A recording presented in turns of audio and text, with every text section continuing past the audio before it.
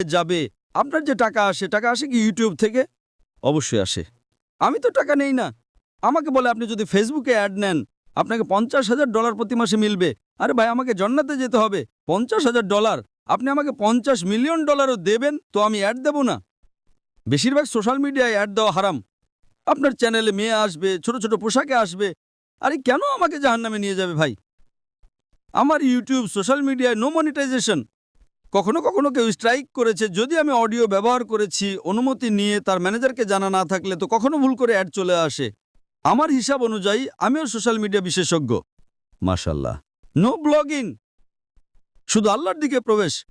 মাশাল্লাহ। আর দরকার নাই আল্লাহ তাআলা আমাকে প্রতিদিন লাখো দেন, তো কেন আমি ইউটিউব থেকে নেব ভাই?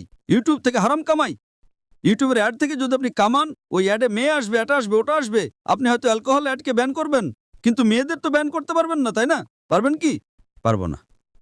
আমাদের সমাজে পেডোফিলিয়া ছড়াবে কার কারণে? আপনি বুঝছেন তাই না? প্রত্যেক মানুষ মনে করে আমি তো ইসলামিক। ইউটিউব ইনফ্লুয়েন্সিং খুব কম, কামানো তো ছেড়েই দাও। আমি কামাতে পারি, 24 মিলিয়ন ফলোয়ার আছে, ঠিক তাই না? আমার কপি কেউ করতে পারে বিনামূল্যে। আমার ইউটিউবের মাধ্যমে কত লোক $10,000 $50,000 প্রতি মাসে কামায়। থাম্বনেলে কি দেয়? মেয়ের ছবি দিয়ে দেয়। আমার এতে লাখ লাখ, তার উপর 2 মিলিয়ন। আমি সব কামাবো, তাই না? সে কি কামাবে? টাকা। টাকা আর নরক। আমি বললাম নো কপিরাইট। টাকা তুই কামা ভাই, আমাকে সব কামাতে দে। আমি হিট করব না, তার টাকা আমার কাছে চলে আসবে, ঠিক কিনা? আমি বলি নো কপিরাইট। আমার ভিডিও নাই, কিন্তু আমি কি বলি? আমার ভিডিওর উপর শ্যাডো ব্যান। শ্যাডো ব্যান জানেন তো? না, শ্যাডো ব্যান। আমি বললাম ভাই কাজ করো, টাকা কামাও, আমাকে সব পেতে দাও। আমি রিলস করি, আমার ভিডিও প্রথমে 100,000, 1 মিলিয়ন, এখন 2,000, 3,000।